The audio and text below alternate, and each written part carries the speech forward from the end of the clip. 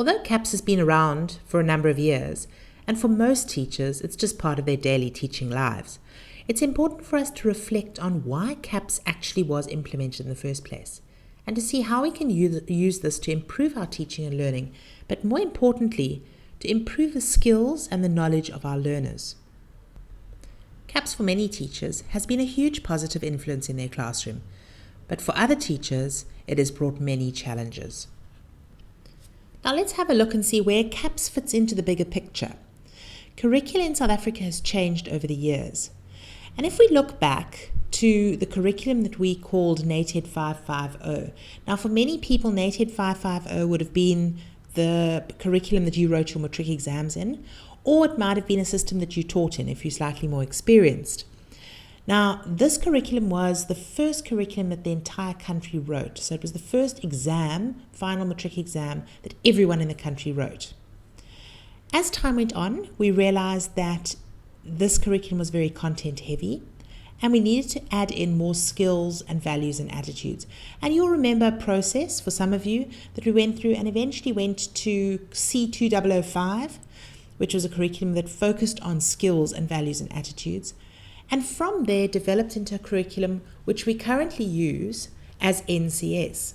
Now, NCS has been through two stages. The stage before we hit CAPS, because CAPS is still the NCS curriculum, where there was a lot of skills and values and attitudes, and we realized that many teachers in the country actually can't cope with those skills, values, and attitudes and how to teach them correctly. So the policy documents were rewritten, and it was a much more content-based curriculum was formed. Now, all these changes were the changes in what we are teaching. So that was the content. So they took some content out. For example, there are no longer 9 planets. They would take those sort of facts out. They also changed their focus of what they were teaching. Now, at the same time as South Africa was changing what they were teaching, the world was going through a process of change. The world recognized that it was no longer acceptable to teach in a traditional way. That way where probably a lot of older teachers were taught in, where you went into a classroom in the morning, the teacher knew everything, the child sat quietly and listened and wrote notes. And they realized it wasn't effective to get the information over. So slowly over time, the world focused on a more goal-orientated curriculum. Now, many countries called this different things. We called it OBE, or outcomes-based education. Other countries called it other things. But at the end of the day, it all has the same meaning. When a teacher walks into a classroom, they first of all need to know what is their goal. What do they want to achieve in that lesson? Then they need to look at their surroundings and decide on the best method to achieve that goal. So that's really what OBE is about and what goal-orientated teaching is about. Now, those changes were changing how we were teaching. So not only were we changing what we were teaching, but we were also changing how we were teaching. Now, if we're changing how we're teaching, we also need to look at changing how we're assessing. So the world was also looking at different methods of how we can assess in a more goal-orientated way. Now, you'll remember we brought in continuous assessment and things like that, but at the end of the day, most countries still haven't got this right. They still have an exam at the end of the year or an end of a module. So not many people have actually got this right. So although we would like to think we've got focused assessment, which focuses on the goals, we still write exams. Now, of course, that is what and how we are assessing. Now, the big question here is what changed with CAPS? And the only change with CAPS was actually the what we are teaching. The media made a big fuss about out with OBE and all sorts of things like that, but actually the only thing that CAPS changed was the content. It did not change how we taught. We still want teachers to teach in a goal-orientated way, in the best method to reach those learners in their classrooms. Now, the problem that we faced is the way that the actual curriculum is set out. If you have a look at this should look familiar to a lot of you. This is the NCS, or the National Curriculum Statement, before CAPS. Every single grade, every single phase, every single subject was set out in exactly the same way. On the left-hand side, learning outcome, and on the right-hand side of the page, your assessment standards. And the assessment standards were written in a goal-orientated way. So you get verbs such as explain, describe, debate. And that tells the teacher to what extent or what level they need to develop the understanding of the learner. So if you have a look at the bottom, the last assessment standard, it says describe and debate the power relationships. And then they give 3 sets of power relationships: consumer and producer, employee, and government and business. So the learners don't just need to know the facts of consumer and producer, they need to be able to really debate the relationship between the two. Now, if you have a look at the current CAPS curriculum, now I'm going to change to the same subject, which is EMS, and the same content. If you have a look what they've basically done in weeks 6 to 7 under the economy, you've got producers and consumers there. Yet it doesn't tell you how in depth you need to go. So really what's happened here is they've taken the focus or the goal out and they've just put the content. So teachers really just teach content. And that's why CAPS has been accused of being such a content-based curriculum, because we don't describe the level to which the teachers have to teach. And this is quite difficult because for new teachers or inexperienced teachers, and I also want to go as far as saying lazy teachers, they're just going to teach the bare minimum because there's nothing telling them the level to which they have to go. And unfortunately what happens is also teachers start relying more and more on textbooks because that doesn't tell you much. Traditional societies, if you look at the first set of content, what about traditional societies? What must you teach? So what are they going to do? They're going to go straight to the textbook, which is their crutch, to tell them exactly how much to teach. And of course, every textbook's different. So textbooks are really the interpretation of the author of the textbook. So although we say CAPS needs to be a goal-orientated teaching method, you'll find more and more teachers go back to your traditional teaching where the learners have a textbook in front of them and they're underlining or they're reciting or they're copying out. So we've really got to watch this with our teaching to make sure that we're actually developing these learners' knowledge and skills to the best ability and to the different cognitive levels. This is just a slightly different example of how a CAPS document is set out. This is a language document, and you'll see that it's very different to the previous document. And this is one of the things about CAPS is every single document or every single subject is different. The layout is different. Obviously, the headings and so on are the same. But as a teacher, you really need to come to grips with what is in your actual CAPS document and what is required. Now let's have a look at why CAPS. Now this interpretation is not ours. It is the reasons that the minister gave when we first implemented CAPS into the country. I think if we look back and have a look at what the reasons were, they really do make sense. The first complaints about the implementation of NCS, I think a lot of teachers felt at the time of NCS implementation that they didn't get substantial training and enough support during the implementation process. The second was overburdening of teachers with administration. Well, teachers have so much administration at the moment. And funny enough, not just teachers, principals and deputies, the SMT, that what the department requires really overburdens the teachers. What we have to be very careful with this is make sure that what you're asked to do is actually a policy requirement, because often the overburdening of teachers doesn't come from the policy. It actually comes from the district officers.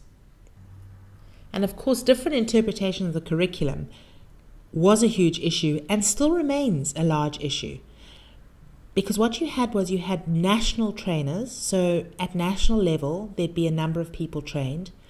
Each of these team members would then filter down into a province, and they would train the provincial training team, which was known as provincial core training team.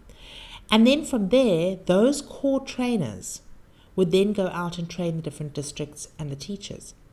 So in that approach, you would get a lot of different interpretations as it filtered down to the actual teachers in the classroom. The last two, underperformance of learners and underperformance in literacy and numeracy. I don't think anyone's going to argue with that we really needed to do something to improve the literacy and numeracy. My concern is that we've possibly improved the marks, but not necessarily the level and depth of understanding. Now let's have a look at what the general changes were in CAPS.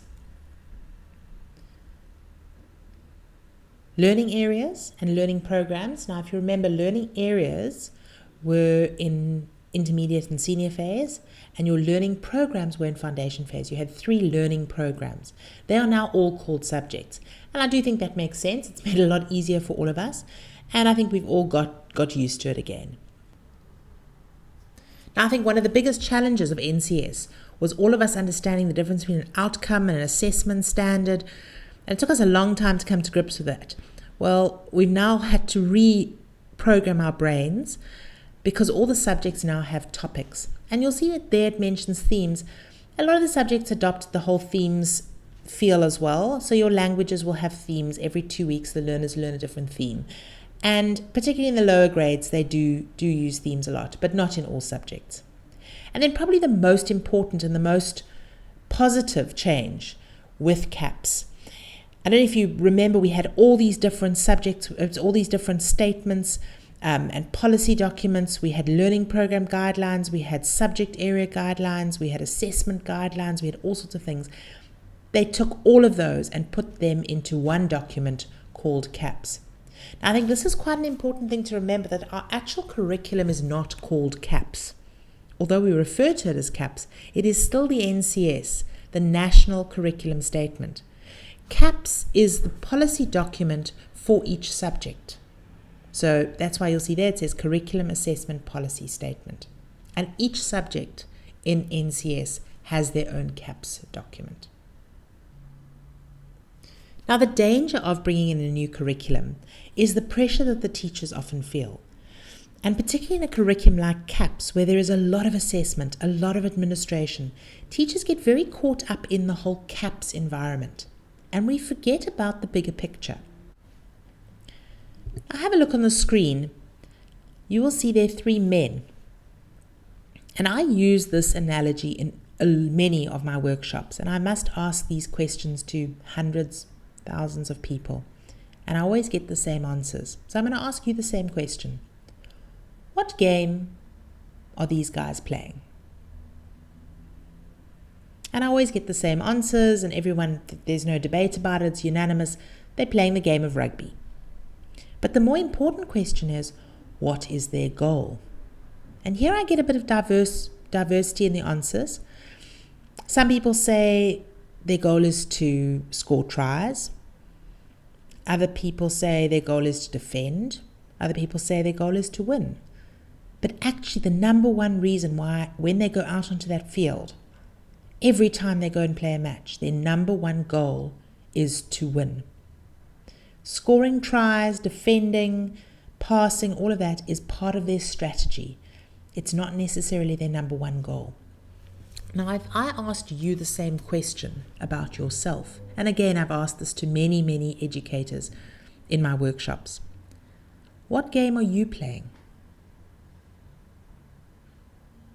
The answer I normally get is teaching, education, learning, guiding, and we can go on and on and on. But the more important question that we need to answer, and every educator should answer this for themselves, is what is your goal? When you walk into the school every single day and you walk into your classroom, what is your number one goal? And once again, I've had many different answers. I've had to grow and develop learners, build better citizens, teach knowledge, values, attitudes, skills, improve learners, teach them how to be responsible, and I can go on and on and on. I've had many, and you will have something similar to that, I'm sure. And never once have I ever been told by a teacher that their goal is CAPS. And normally I get a bit of a laughter out of this, and I say, well, if you all agree, why is CAPS the center of your daily life? Yes, we've got to follow it. Yes, it's a legal document, but we've got to put it in perspective. Like the rugby players, their goal is to win. And part of their strategy, or part of their strategy, might be to score tries, to defend, and so on. And the same in teaching. Our goal is to educate these learners, to develop them into whole, good citizens. Part of our strategy is CAPS, but it is not the only strategy, and it's not our goal. So while we're teaching these learners, and while we're assessing, and while we're marking, we've got to remember that we're developing human beings, and we've got to make sure that they still love school and they enjoy it, and that we develop the skills that are necessary for them to become responsible and good citizens one day.